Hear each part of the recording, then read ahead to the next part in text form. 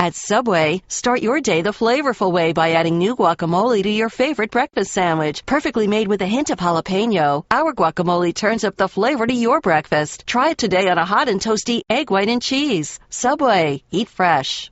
The BS Report is a free-flowing conversation that occasionally touches on mature subjects. The BS Report. The BS Report with Bill Simmons. Welcome to the BS Report, one of my favorite days of the year, part 2 of the NBA Over-Under Wins podcast with our friend Joe House. Joe House, how are you? I am excellent. If you missed part 1, we did the Eastern Conference and explained the rules. We go through every over-under for wins for each team, and we try to guess over or under. And we're going to go to the West now. Before we do, though, I had promised we were going to talk about the Greek guy, the Greek freak, Giannis Antetokounmpo. You didn't even try.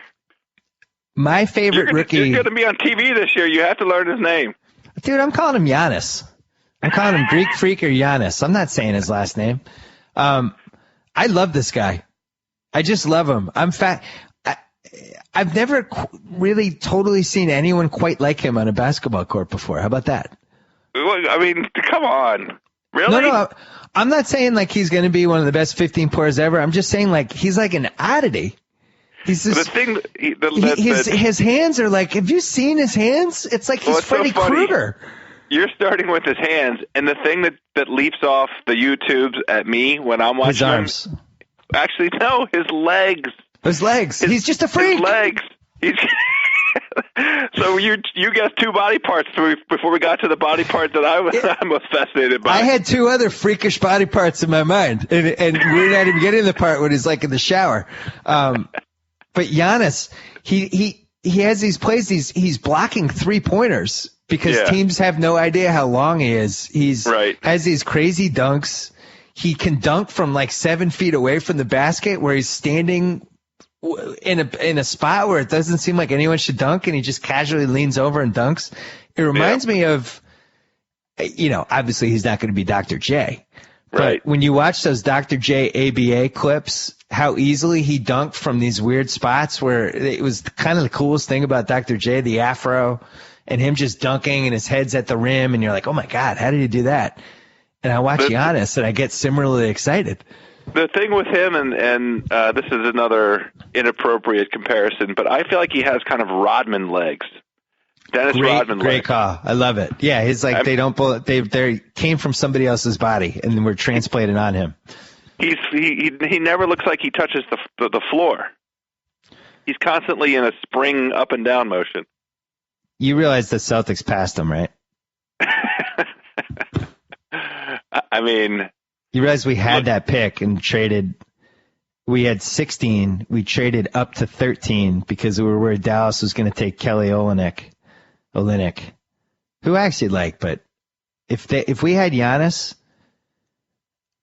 my whole life would be different. All I would do, my whole life would be centered around my 2 kids and Giannis, and I don't even know where Giannis would rank in the top 3 there. So you like the guy? I'm a fan. It's always a problem with the 18-year-old guys from another country playing in leagues that, you don't know anything about. But we've seen him in preseason do stuff. It's not like he was at Summer League. Like, he's doing stuff in NBA games, and his athleticism, it's weird because the NBA is so athletic right now, but his athleticism is really it's a little Durantish, I guess, would be the only guy. Like, he's just a freak. You look at him and you go, oh my God, there's nobody in the league that looks like this. He's averaging 4 points and almost 5 rebounds and a block and a half in 20 minutes in the preseason. Yeah, I mean, listen, he's not going to be an all-star this year. He's going to, but he's going to have moments. And I joked in the column Zach and I did about how there needed to be a Twitter account called Greek Freak Alert. Every time he came in, I want to know on my Twitter feed. They obliged because Milwaukee has great social media. And that's going to be a fun subplot this year. I want to know every time this guy comes in a game. I will be monitoring when the Greek Freak is in there. I don't want to experience these moments after the fact. I love the Greek Freak. I'm very happy for the people of Milwaukee because they have not had a lot of fun players to root for these last few years. And and I think this is great. And I love Giannis. I love everything about this. Everything. All right. I'm in on Giannis. You're in too. All in on the Greek Freak. Me and Jalen are going to legally adopt him on NBA Countdown. Congrats and good luck. I want to be. What is he? He's only 18. He probably has parents, right? There's no way I can adopt him. Something like that. I'm going to send him money once a month, like I'm his dad. I don't think he needs money. Probably doesn't. I want to be his friend. Giannis, text me. I want to be in your life. Let's get an apartment together. That's creepy. I'm doing Anchorman now. I was doing the guy. All right. Anyway, Phoenix 20.5. So let's just dispense with this quickly. The answer is under, and let's do the next one. Oh, is it a lock though? I mean, yeah. If we're calling Philly under 16 a lock, then I'm going lock. I think. Yeah. Phoenix and Philly right now are dueling banjos for tanking. I think exactly. Phoenix took a look at the whole. Philly was like, yeah, we're not going to play Nerlens Noel this season. They were like, oh, really? Watch this. We're going to trade Marcin Gortat right now before the season even started. We don't want him to help one game. Well, they're going to trade Dragic too. I mean, that's right around the corner. Dragic is next. They have potentially 4 first-round picks next year, which is interesting. 3 of them are protected in some way, but they're doing it exactly the way to do it. 100%. If you and I ran a team, this is how we would do it. We would have traded Marcin Gortat to Ernie Grunfeld. I would have called Ernie every day offering him, trying to get a lottery-protected pick, just waiting for him to cave. I'd be calling everyone for Dragic right now, trying to get rid of him. And I would try to build my team around the Morris twins and Alex Len and Eric Bledsoe. And I would win 15 games, and I'd be delighted. I go lock on Phoenix. That's their season. That is definitely a lock. The other thing is the West is better than the East this year. The West is better than the East. I agree. There's no real dregs in the West. You have Phoenix, Utah, Sacramento, and the Lakers as your dregs. And the Lakers might actually be trying to win. Utah, 25 wins. For some reason, there's been action on this. The over is minus 130. And I feel like this is right around 25. I wish it was 22 or something like that so I can go over. But 25 seems realistic. What do you think? I think they're a lock as an under. I just don't understand. You know, they have 2 very good big guys, and you should say very promising big guys. Because we don't know if they're good yet. We don't know if either of those guys are good. That's true, but this is the team that accommodated Golden State getting rid of 13 bad contracts so that Golden State could go acquire Andre Iguodala. Which let me do a very, very quick aside. That trade where one team agreed to take all of the garbage contracts from another team for a rebuild mode directly rebuts the premise of Mark Cuban in not trying to win the championship under the new CBA. Yep. So, there was the basic thrust was that you'll never be able to find a trade partner that will take on a whole bunch of bad contracts, and Utah just proved that to be incorrect. What did they get? 2 first-rounders? I can't remember. I think they got 2. I don't know either. They paid $20 million for 2 protected first-rounders. I'm going to look up that trade as we're talking. Because anyway, I think that they're lined up to win 23 or 24 games. I don't like 25 even a little bit, and they should be tanking. That they're perfectly positioned to tank. They got unprotected first round picks in 2014, so this season, and 2017. That's a great trade. That was worth every penny. And they made their own team worse, which is the other great part about a trade like that. If I'm tanking, I want Andres Biagins on my team. Well, you don't have to ever play him. No, I'd play him all the time.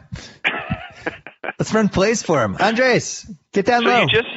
You run out Trey Burke, Gordon Hayward, Enes Kanter, and my main man Derek Favors. And don't forget Trey Burke. I said Trey Burke first. He was the first guy I said. How do you feel about Burke, the Utah Favors, Hayward, Kanter? You realize Utah fans feel like Gordon Hayward is every bit as good as Paul George, right? Those four guys, by the way, the oldest one is 23. Gordon Hayward is the oldest of that group we just talked about, and he's 23 years old. That's exactly. They got to break early because Trey Burke broke his right index finger, and he's out for 4 to 6 weeks. So perfect. That's another great. reason That's to take the under. Yeah, that's a great thing for them because now it's like, hey, Jamal Tinsley, feel like running an offense? I'm not sold. Jamal Tinsley still being in the league, by the way. Couple things about Favors and Cantor, both of whom I like. I actually think Cantor is a fantasy sleeper this year. Favors, to me, I'm not sure if he's anything beyond an energy guy who plays 25 minutes a game. I don't know if he's giving you 40 minutes a night. I still think he's only giving you 25 and 15 bad ones. And then Cantor, can we see him play 3 straight months without getting hurt? Is that possible? Yeah, that is. Can I get a healthy Cantor? I like Gordon Hayward. I like Trey Burke. Too. I like Burks. But the other thing with this team is they kept their coach, which was smart if you're trying to tank. And Ty Corbin is, as I wrote last week when we did this back and forth with Zach, I think Ty Corbin is the heavy favorite for first coach to get fired. Oh, wow. Yeah. Then you fire him, then you replace him with like the GM's best friend. It'd be like if I was the GM of the Jazz and I would fire Ty Corbin and then I would make you the coach and just like, House, we're not winning. You do what you need to do, buddy. Don't worry. Yeah, I'd be like, Richard Jefferson gets the ball. Yeah. Whenever he wants it. So we're going under. Would you go lock? No, I don't think lock because they have too many professionals. I mean, they do have they have Marvin Williams, Jamal Tinsley, Richard Jefferson. Marvin Williams is not a professional. No, I'm just saying he's played in the league malingerer? He's been in the league for a number of years. Stop it. Let's move on to Sacramento. 32.5. We agreed on Utah under, right? Yep. Yeah. So Sacramento, this one gave me a little bit of pause. I think, I'm just going to go cut to the chase. I like them over. I like them over 32.5. Wow. And the reason I like them over is because, last year they won 28 games, and could there have been a more chaotic situation than the Sacramento Kings franchise situation last year? 28 wins in nothing but who's going to be the owner, what players are playing for what contract, for what deal. Both Tyreek and Boogie up for extensions, and they still won 28 games. Yeah. These are all great points. I'm going under. I lost last year on Sacramento, by the way. I had them over. Well, you like Boogie. You're not rational. America excuses really do you. You're not Boogie. Rational. You love Boogie. You want him to do well. He makes you happy. They have there's a lot of redundancy on this roster. That's what worries me. Like they have Grievous Vasquez, Isaiah Thomas, and Jimmer Fredette. They had. How dare you? What? Really? What? You're going to include Jimmer Fredette in there as a player that's redundant among those other two legitimate NBA players? I still believe in Jimmer Fredette, and I don't appreciate your tone. Well, guess what? I stand by my tone, and I stand by the sentiment. Jimmer Fredette and Jan Vesely might be playing together next year. I like Jimmer Fredette. And it won't be in these United States. I've said this before on the podcast. I'm saying it again. I think if you look at the way J.J. Barea succeeded for the 2011 Mavericks, that can happen for Jimmer Fredette on a good team. Energy, offense, off the bench. Yeah, but J.J. Barea has a legitimate NBA skill. He's fast.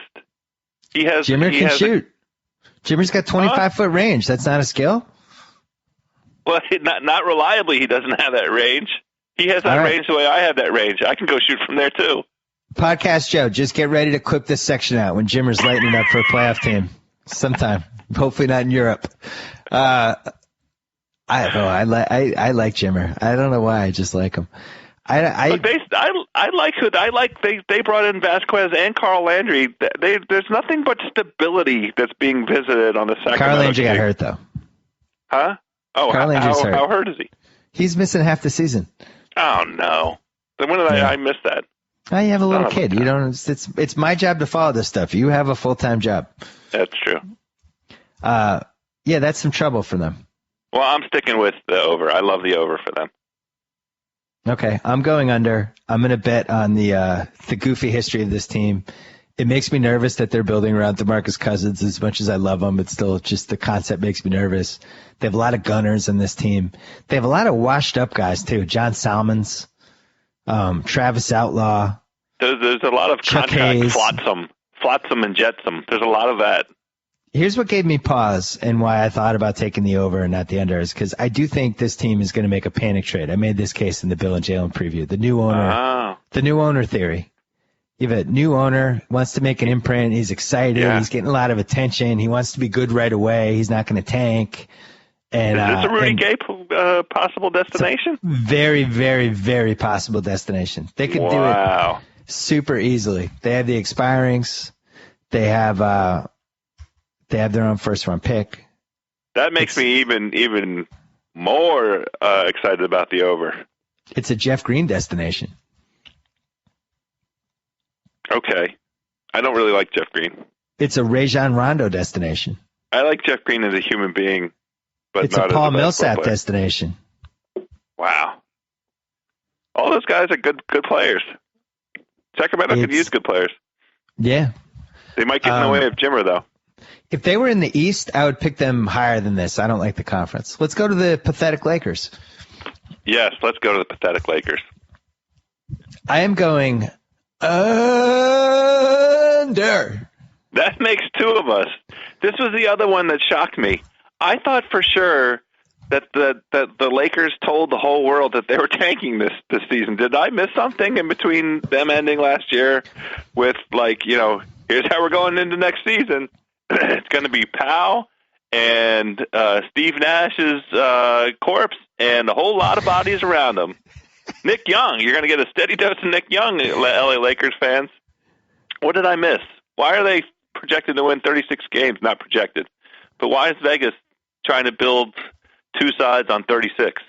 So your expert opinion here is that downgrading from Dwight Howard to Chris Kaman is going to be detrimental. Because that was also my expert opinion. What's crazy is they won 45 games last year, and it took a heroic Kobe season. Yeah. With another heroic Kobe season. Yeah, they went 45 and 37 with Kobe single-handedly changing the course of 12 of those games. So I'm not going to call it a lock. We can't call it a lock because here's the wild card with the Lakers. When does Kobe come back? Well, and also Powell's going to be really good this year. And it just might be. I mean, well, the thing is, could there be some Ewing theory with Dwight? That was the other thing I was thinking. Hold on, though. But Powell's going to be really good. Why? Did he repair his relationship with D'Antoni in the offseason? Because for the first time D'Antoni still the coach? The first time in 3 years, he's going to be playing f***ing center, which he should be. He is a center. But you think Mike D'Antoni's going to let him play center? Who else is going to play center? Now. They have Chris Kaman now. Stop it. His stats have gone off a cliff since he stopped playing center. In 2010, he was 18.3 points, 11.3 rebounds, playing center. I don't know. I like Powell, but I don't like this team at all. I really think it's an abysmal collection of players. It might be from moving aside Kobe and Powell and just going 3 through 15. It's the worst 3 through 15 roster in the league. It really is. It's amazing how terrible it is. Their third best player is Steve Nash. Their fourth best player is probably Nick Young. Their fifth best player is Chris Kaman. Their sixth best player is Steve Blake. No, Jordan Farmer's better than Steve Blake, right? Jordan Farmer didn't even play in the league last year. Wesley Johnson is on this team. Yeah, it's a horrible team, and we haven't even talked about they have a top 5 worst coach. Top 5 worst. This might have. Should we just make it a lock anyway? Well, the problem is we don't know when Kobe's coming back, but I'm not even kidding. I think they could start out the season like 0-13. If without Kobe, who is live in scoring LA on this team? When you read stories, what do the Lakers say they're trying to accomplish this season? It's, for one thing, they haven't been bad in so long that the fans here just assume they're always going to be good and that it's all going to work out and Kobe's going to come back and they still have Kobe and Powell and who needed Dwight. Like, I get it. Like, that's what fans do. I don't think people realize how bad this team's going to be when Kobe's not out there. The other thing is Kobe tweaked his knee trying to come back too soon. Gosh, and I don't know if he's coming back till like Christmas. He shouldn't come back. At that point, they might be like 3-20. I'm afraid to make it a lot because it's always fun to root against the Lakers, and I don't know how much of that is in this for me, but it, let's make them a lock. I love it. It. Let's make them a lock. They're a lock for under. Under. 35 or under wins for the Lakers. Yeah. Portland. 38.5. Another number that jumped out to me. It seems way too low. There's been action on this. There's the over has been bet -140, which is the highest action we've seen on sportsbook.com. So you really have to pay to get the over on this team. The only case against them would be that their conference is really good. But if you remember, they were 500 for about 35 games last year. And then the wheels came off because their bench stunk. This year they have a bench. They have Robin Lopez. They have Thomas Robinson. They have C.J. McCollum, who's hurt for a couple weeks but coming back. They have Darrell Wright. On and on down the line. They have a deep team. I like this team. Yeah, I like this team too. Wow, I forgot Mo Williams was on this team. Williams. This is a credible NBA team, and it's a 500 team. Well, they were in the running for the 8 seed for the West virtually all season until they hit that dead spot. And I like the way they rebuilt the bench. Very, very, very accomplished approach. So I think they're going to make the playoffs. They won 33 last year without a bench. Damian Lillard's second year. They added a bunch of new guys. I just think they're going to be good. I mean, half decent, I should say. I think they win. It's weird. Well, we'll get to it, but I think they have a real chance to make the playoffs. Me too. I think they're around a 500 team. And I also don't think they want to tank. I think they want to be good. So we're giving them an over. I don't want to lock it though. I don't want to lock it either. Okay, good. I'd lock it if you wanted to lock it. I don't want to lock it. Okay. New Orleans, 40.5. I thought this team was going to blow when we did the Bill and Jalen preview. We picked them 19th. I would have shorted them if I could have. Anthony Davis looked spectacular in the preseason, and now I don't know what to think. Yeah. I still think this team is going to blow. I think they're going to win like right around 40.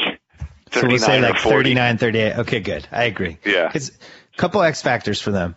One is they don't have their pick unless it's in the top 5. Philly has their pick if it's 6, 7, 8, 9, 10, and on down. So either it's in their incentive to just play as well as they can possibly play or tank to the point that it's a disgrace. And I don't think they're going to do that. No, I don't think so either. They're not built that way. What do you think about Jalen and I disagreed on this. What do you think about Drew Holiday, Gordon, and Tyreek Evans playing together? The one out of that group that worries me is Tyreek. I mean, Eric Gordon has a very defined role and position, and so does Drew Holiday. The only thing you worry about with Drew Holiday is, he might need the ball in his hands because that's what he grew accustomed to in Detroit. But he didn't have any. I mean, Philly, and he didn't have this kind of talent around him in Philly.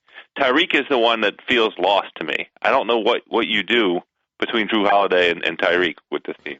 And this the New Orleans fans are mad at me because I had said I liked Tyreek as a 6-man signing, and then New Orleans signed him, and I didn't like it. Well, here's the thing: I like Tyreek if you're paying him $5 million a year as your 6th man.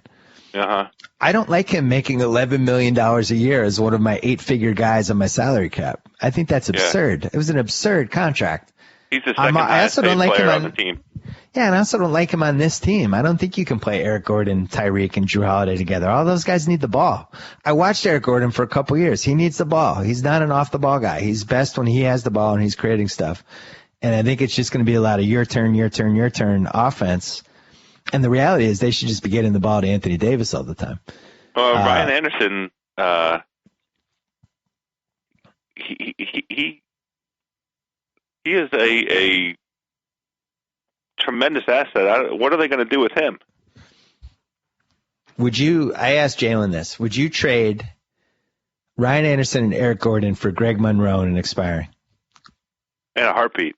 I have to tell you, I just hesitated because when I was looking at Ryan Anderson's stats right now, his age popped up. He's only 25 years old, so I thought for half a second that I was talking about a different Ryan Anderson, that I was mistaken. He's only 25. I know, I like Ryan Anderson. My question is, if I'm trying to win the title, where is he playing for me? What position? He's a 4 on a team that plays He's a stretch fast. 4. He's a stretch 4 on a team that has Dwight Howard on it. Absolutely. Or a team that has, Joakim Noah. I don't know if he's a stretch 4 on a team that has Anthony Davis as the center. I'm not sure Anthony Davis is a center. Yeah, maybe he is. I don't know how to reconcile that. Because the way this team is built, you would assume their crunch time is Davis, Ryan Anderson, Tyreek, Eric Gordon, Drew Holiday. Yep. I don't know defensively where I'm going with that team. It's a lot of talent. There's a lot of guys I like on this team. I just don't have any idea of how they're going to play together. And I guess that's why I'm leaning towards the under. I'm leaning on the under. I don't feel great about it. The Davis thing scares me. I could totally see him making like third-team All-NBA and carrying them to the playoffs. And I couldn't see that 4 weeks ago. But after watching him, he jumped out of the TV in the preseason. So just looked great. And you think about last year, he got injured a couple times. Like he never got going. Remember how much we loved him in college? Yeah, I loved him in college. He was heads and shoulders above the guys he was playing with, with the way he looked on the court. Yeah. All right. Well, we'll go under, but I don't feel good about it. Yeah. Minnesota 41. So for Minnesota, let me see if I can get this up here real quick. I'm just gonna. This is my opinion, but I'm gonna read a quote. Here are the actual number of T-Wolves wins over the past 8 seasons: 31 in 2013, 26 in 2012, 17 in 2011, 15 in 2010, 24 in 2009, 22 in 2008, 32 in 2007, and 33 in 2006. And this year, they have to finish above 500 to beat me? I'm not buying a double-digit win improvement. I like how you're thinking. I'm giving up. That I got to give credit. That's a Teddy Covers quote. It's also a team. We see this happen a couple times. It happened with New Orleans a little bit. It happened with Minnesota, a couple other things. Fans follow teams and they think of them offensively. Yes. So you'd be like, Minnesota, they're good. They have Pekovic. They have Kevin Love. They have Ricky Rubio. They have Kevin Martin. They have good shooting. And they're just thinking about them offensively. I think this team's going to be a train wreck defensively. I mean, literally a train wreck. Kevin Love's not a good defensive player. Rubio has, even though he's good in the open court defensively, I still think he's not somebody who shuts guys down. Kevin Martin couldn't guard you. You go on down the line, it's like, how are they getting stops? It feels like this is a team that I feel like is going to be super entertaining. We're going to enjoy the hell out of watching them. Right. But I could see them blowing a lot of late games. Yep. I thought this was going to be a team that you and I disagreed on when I was doing my prep. I thought for sure, and I was going to be able to make that point that you just made, which is they're a team that people love the idea of, but when they have to actually go play games on the court, they're just not. There's still a couple pieces missing. I think Washington's like that too, and I think Detroit's like that. That's a good list, actually. I love the idea of this teams. So really, it's Detroit, Washington, Minnesota, and New Orleans are the four teams that in your head you want them to work, but you're banking on a monster Kevin Love comeback year. You're banking on Rick Adelman. By the way, we've never seen Kevin Love, who both of us really appreciate and like and enjoy. Yes. We've never seen him succeed as a basketball player. What do you mean? His team. Oh, his team. Okay. UCLA was really the only time. Yeah, but for somebody who's a top 10 forward, why doesn't his teams win? Well, he's got to play a full season. He's got to play 2 consecutive full seasons. If you're a top 10 team, your team should make. If you're a top 10 guy, your team should make the playoffs. You're not getting any argument out of me. I don't think that they're there yet. I don't. It just Adelman is a good coach, though. I do think he is old. Though. This is probably. I mean, wow. This is going to be the best team that Kevin Love has ever played on. And he's got shooting. I don't know. I something scares me about this team, and I agree the history comes into play here, but I hope we're both wrong. I would be happy to be wrong. I would love it if Minnesota was entertaining and good and was like a 45-win team. I love watching Rubio. I like watching Kevin Love. I like Superman 2 guy. You know they took Shabazz Muhammad? Yeah, they traded Trey Burke for Shabazz Muhammad and Dang from Louisville. Yeah, it's tough to whiff on a draft, but I think they did. All right, under, but we hope we're wrong. Dallas, 43.5. So I feel like Dallas shuffled the cards and laid them down, and they look just like last year's cards. Not sure what the point was. So you're under. I'm under. They went 41-41 last year. Maybe they go 42 and 40 this year.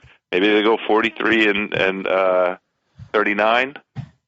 All of those are unders. I'm excited that we disagree on this, and I'm going to beat you. Good. I'm all in. Repeat. All in. All in on the Dirk Nowitzki comeback season. I'm all in. I'm 1,000% in. I'm a little confounded by that. He's 35 years old. We've watched what happens to 7-footers over time, and especially 7-footers who rely on some Where's he from? Physical agility. Where's he from? To create shots. Where's he from? So he's from and spends the summer in the country that players go to visit when they're trying to rehabilitate themselves. I thought this was going to come up when we were talking about the Lakers and Kobe, but I'm glad that it's come up now. Next year, you and I turn an age that some folks regard as kind of middle of life. Yeah. Let's go to Germany. Let's go. Oh, I'm in. Let's go do some blood platelet replacement. I'm in. I would do it right now. Let's go have them look at our ankles and our knees. If I didn't have TV responsibilities, I'd be on a plane even before we finish this podcast. I'm saying next year, because this year we're still, let's let 2014. Let's put that on the list for 2014. Let's go to Germany. Here's my case for Dallas in 3 steps. 1, Dirk is going to be a lot better this year than last year. I mean, you should have seen him in the preseason. He looked fantastic. Even Mark Stein, who is always notoriously cautious with the Mavs, says Dirk is going to have a monster year. Okay. Dirk's not ready to be done yet. Also, FYI, Dirk's in a contract year. Okay. I mean, he's going to get whatever he wants from Dallas. Yeah, but if he's going to make 13 All-NBA, it'll be a little different. I think he's 26 a game this year and can close, which is the difference between being a 38-win team and a 45-win team. 2, okay. Rick Carlisle. Wake me up when Rick Carlisle coaches a team that's worse than 500. Did it happen last year? They were 500 last year. They're 500. It's literally impossible for him to coach a team that goes lower than 500. Top 4 coach. And then number 3, I think Calderon's going to be really good. I think he's going to be. I like to hit that fit on that team, and I think this is a good fit for Monta Ellis too. I didn't love Monta Ellis, but I like the signing. They're one guy away. They have the assets to put together to maybe make one more trade. Is this finally the year they trade Sean Marion? Yeah. They could, actually. They could trade Sean Marion for one more dude. They can get another big guy. And I think they want to win. I don't think they want to roll over. Well, they wanted to win last year. I like. Yeah, and remember they stayed in. They stayed in that whole year while we wondered what the F they were doing. The other thing is they don't have their number one pick. Lakers have it. Well, look, I think they're a 43-39 team, even with Dirk going off like that. So I'm Good. sticking I'm with glad under. we disagree. Denver 46.5. I have a feeling we agree on this one. Yeah, so it's an under for me. I'm going lock. Lock? Lock. Yeah, it's a lock under. I don't get the Denver thing at all, and I think this is a junior example of teams that people like the idea of. I think people have the idea in their head that this is going to be this really fun up and down run and gun team, but the reality is they made themselves worse. They lost Iguodala. They built their team around JaVale McGee. There you go. Now you're They have 4 point guards. They have Ty Lawson, Nate Robinson, Randy Foye, and Andre Miller. Yep. They don't get Gallinari back until January. I think they need him on this team. They're riding a lot on Evan Fournier and Randy Foye. And who are they going to? The only competent center. They had one competent center last year. Koufos. The only guy that George Karl trusted, and they let him go. They lost George Karl. They lost Masai Ujiri. 46.5 is ludicrous. This is another one that jumped out at me. It's like, how is this 46.5? There's something about the idea that, they'll get a certain number of home games because of the air and because of the style of play. Okay, well, they won. I'm going to look up their franchise history because I've heard this air excuse before, and I'd like to know. I mean, they had a crazy win percentage last year at home. I think they only lost four times at home last year. I've heard this theory, and I want to know why this didn't. It's not just a theory. Yeah, but why didn't this help them in 2003? They went 17-65. Where was the altitude that year? 2002 they won 27 games. 2001 they won 40. In 0-0 they won 35. The year before they were 14-36. In 98 they were 11-71. Where was the altitude those years? I mean, who is the best player in this team? Who's the best player on this Denver Nuggets team? Yeah. I mean, to me personally, I say Ty Lawson. And then number 2 would be Kenneth Faried, who's 25 minutes a game. Zach has all these great numbers, or he was the one who found them. That when Zach loves those 5-man possession numbers. Yes. You play JaVale McGee and Kenneth Faried together, you suck defensively. That's what the numbers say. The numbers spit back the answer. Yeah, the numbers tell you not to do that when you look at them. It's nice when the numbers confirm exactly what you're seeing with your eyes. Right. I'm going under. I think that's a lock. That's our we put it as a lock. Second. We have 3 Western Conference locks now: Philly, Lakers, and Denver. We have 7 locks right now. That's fine. I have a good feel for the season. Memphis 51.5. So I bet we end up disagreeing on this. I'm going to have a sentimental over. I just really like Memphis. I think the Koufos signing was sneaky great for them. And I think that it'll help take some of the bang off of Zebo and maybe let Zebo sort of rest up and come to the playoffs because, he was dead by the second round of the playoffs last year. And I just like Memphis. I like the grit and grind. I like them as well. FYI, they won 56 games last year. Yeah.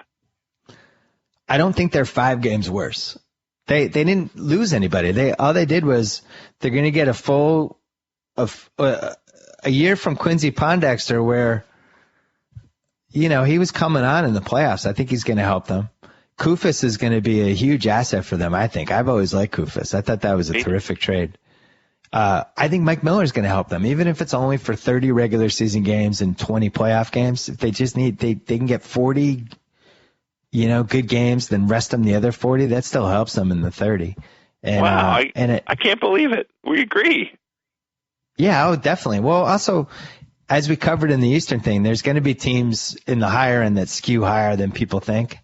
And I think this is one of them. Even though it seems like a 51-win team, in this year with all the teams that are tanking, it bumps higher. I think they end up around 54. Yeah, I like that. That's great.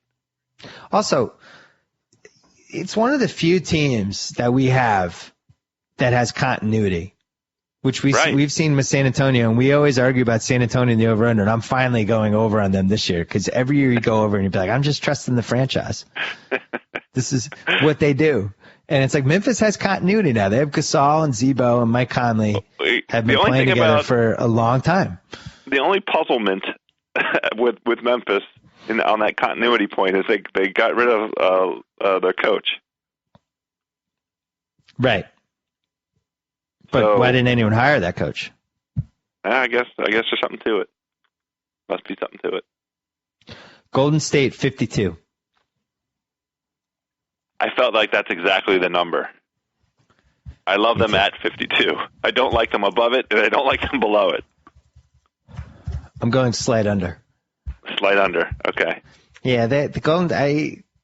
As I've covered a couple times, Golden State. They only have to be 5 games better than last year. They won 47 last year. A few too many people on the old bandwagon.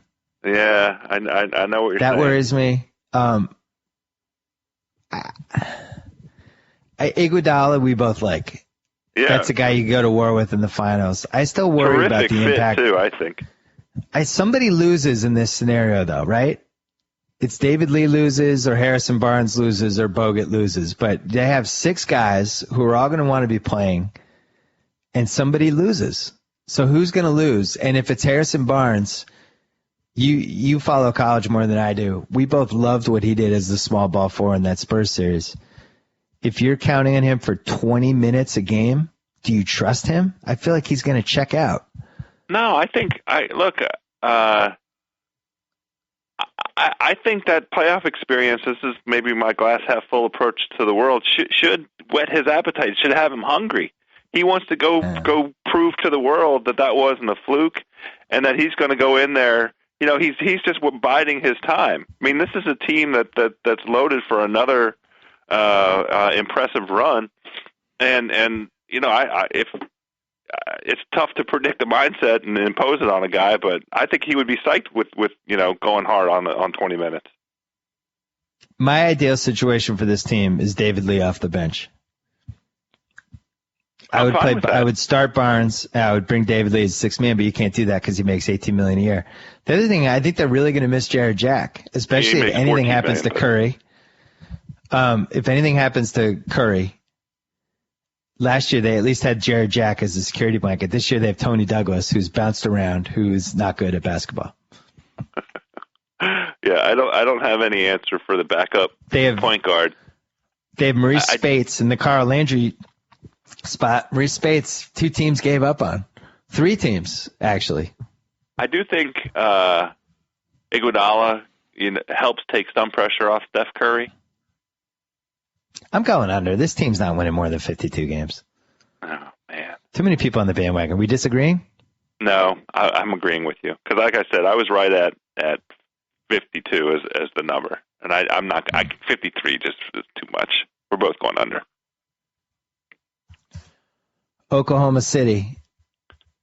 I got to say, my jaw dropped when I saw this number. I feel the same way. 53. That's a slap in Kevin Durant's face. Kevin Durant, you listening? It's a slap in your face. Somebody just slapped you in the face. Somebody said to bet on you to go under, you're going to lose 30 times. And you're not losing 30 times in a season unless you're trapped under something. No way. You agree? I agree. The only thing, and this is, Westbrook? we already made it, huh? Westbrook? Well, I mean, he'll be back, and I think he'll be effective when he gets back. OKC to hit 54 or 55 cannot have Kevin Durant miss, 6 or 7 or 8 or 10 games because he rolls his ankle. I think this could be his MVP season, the more I look at it. I mean, last year was pretty impressive. Last year he was a worthy number 2, and LeBron on the streak just blew it out of the water. Yep. If Kevin Durant dragged this Oklahoma City team to like 56 wins during the same season where Miami kind of coasts a little bit and, no Westbrook the first 6 weeks, couldn't you see Durant? Jalen and I were talking about this. Couldn't you see Durant 37 a game on December 15th? Wow. Something crazy. I'm rooting for in it. Total FU mode. Yeah, I like the over for OKC. 53 feels like it's just too low. When is Westbrook due back? 5 to 6 weeks. The thing is, you have Durant. You're going to have Durant playing 30 games against terrible teams and not losing any of them. And this team's also really good at home. Is the other thing. They have like a 750 win percentage at home over the last handful of years. Some crazy number like that. Yeah, I think the playoffs is a different animal, but regular season, their score differential last year was excellent. They were like plus 9 or plus 10. Yeah, that 53 number feels like it's being driven by the taste left in everybody's mouth by how they went out in the playoffs. And the James Harden. And, Kevin Martin, they're going to miss him 14 points a game, 2 threes a game. They have to make that up somehow. But Reggie Jackson can make up some of that. And if Steven Adams is good. He had a good playoff. Yeah, I like Reggie Jackson. Me too. Lock? No, definitely not a lock. Okay. Houston, 54.5. I might be prepared to start talking about locks here. I like the under. Oh, wow. We disagree. I don't like 55 wins for Houston. I like the over. Houston won 45 last year, so the theory is that Dwight Howard changes things in a 10-win improvement kind of. Houston got James Harden 2 days before the season, or 3 days, whatever it was. And he came out scoring 40 points a game. I mean, he got burned out he got burned out in like 2 months. He was dead. Well, look at the guard situation. Yeah, Who's I playing like point Beverly. guard for this team? I like Patrick Beverly. I think if Lynn is your 8th man, that's good. He's overpaid, but he's still a 9-man rotation guy. So who's the starting point guard? Who's feeding Dwight Howard the ball? Well, James Harden's their creator. Okay, that's the guy the offense runs through him. Absolutely, positively. I think this team's going to be really good. I'll tell you another thing. This might be the home for Caspi. I can't believe I'm saying this, but I think Caspi's going to be really good this year. You heard it here. Omri Caspi, fantasy sleeper.